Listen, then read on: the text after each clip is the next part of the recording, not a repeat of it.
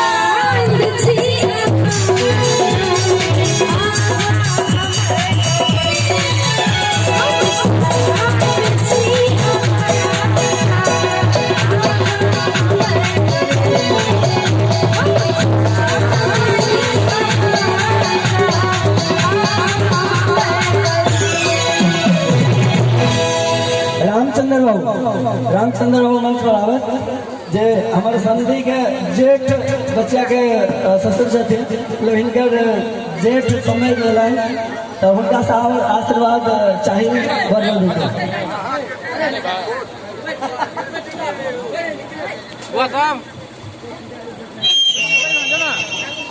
एक बार हिनको ले जोरदार गड़गड़ा दियो। बकरी का कान जगाना है हम ताही का जगह हम ताही लोग जगह है गड़गड़ा दियो। क्या बात काना के देर में दिया लगो तो सोच लिया